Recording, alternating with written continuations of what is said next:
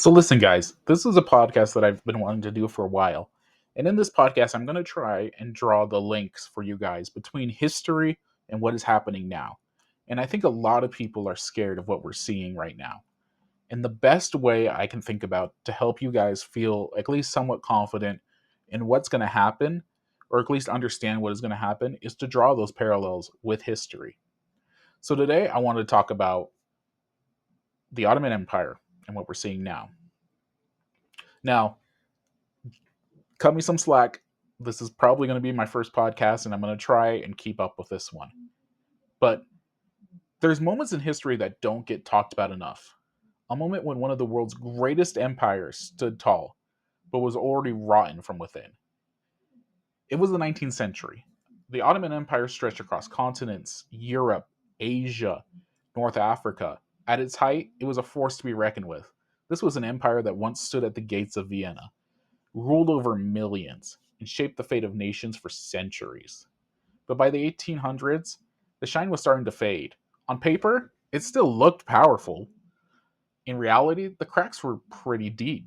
Corruption, economic stagnation, nationalist uprisings. The kind of quiet erosion that takes generations to notice, and only a few years to cause collapse. But the decay wasn't just internal. European powers saw this weakness and they exploited it. Britain, France, Russia, Austria, they all began to carve out influence and territory. They made deals behind closed doors, backed revolts within Ottoman provinces, and imposed crushing trade terms. The empire was being bled dry, isolated diplomatically, economically, and militarily. Its former allies became opportunistic. Its enemies, strategic vultures circling a wounded beast. Tsar Nicholas I of Russia looked at the empire and gave the nickname that stuck, the sick man of Europe. Now, he said this in 1853, but by World War I, it was no longer a nickname. It was reality for the Ottomans. It wasn't just about borders and armies, it was about leadership and the moments that put them there. The world saw a crumbling core, a giant still standing, but hollowed out. Now, fast forward to today. Different century, different superpowers. But if you listen closely, the echoes are undeniable. China, it seems, has decided that the United States is now the sick man of the West. For most of the 20th century and well into the 21st century, the US didn't need to flex its muscles to get its way. Its economic power alone was enough. Its influence stretched into every corner of the globe, and countries, friend and foe alike, they listened. But times have changed. China, it isn't just a land of cheap factories. It's building tech that rivals, even outpaces, Silicon Valley. Look at DeepSeek AI, a $1 billion Chinese innovation that sent the shockwaves through the stock market. In just a day, it made over $173 billion in US tech value. Just feel irrelevant.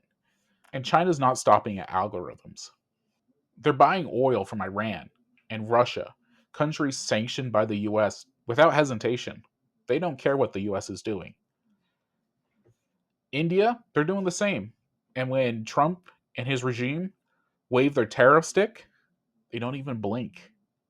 Why? Because the fear is gone. The influence is fading. The world is beginning to see what the Ottomans once saw in themselves: power on paper, weakness in practice. Even Russia is laughing. When the US moved nuclear submarines closer to Russian waters, the message was meant to be strong. But here's the irony: those subs, designed for stealth, were openly announced. Like telling your opponent what you're doing beforehand, heck, even before the game begins. Meanwhile, China made a quiet, devastating move. They cut off rare mineral exports to the US and its defense companies. No speeches, no sanctions, just silent and impactful. These minerals are essential to tech and advanced weaponry, the kind the US relies on to fight without sacrificing soldiers. And now, They're gone.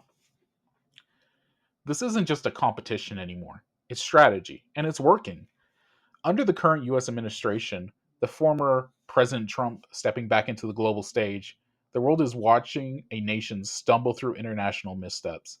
And China's patiently waiting, calculated and optimistic. They know America isn't going to go to war with its people not behind it. And right now, the public trust for this regime, it's fractured. So instead of attacking the US head on, the strategy is simple. Isolate it. Cut it off from its allies. Cut it off from resources. And cut it off from influence. And when the time is right, they'll move. We're already seeing that they're moving. More Chinese naval units are moving into the South China Sea. It may seem early, premature almost, but if Beijing wants Taiwan, their window of opportunity is now closing. While the so called leader of the West, Trump, looks lost and distracted, of course China has vulnerabilities though. Energy has long been one of them, but with Russia oil being stockpiled in China, those vulnerabilities are evaporating. And once energy is no longer a weakness for China, expansion becomes a real possibility. So here we are. The US issues tariffs. We have our president posting warnings on social media, and the rest of the world, it moves on. As rivals form new alliances, control supply chains, and redraw boundaries, America, which was once the center of global order, might just be coughing in the corner, the sick man of the West. So, if you like this episode, share it, talk about it. I want to make sure people understand that we have been here before as a civilization, as humanity, and we just have to look at what's happened before to feel a little bit more comfortable. But understand that nothing changes unless if you take action. So, subscribe. If you want more of this historical context, you want more stories that the headlines are now leaving out. So until next time, just stay ahead of the noise.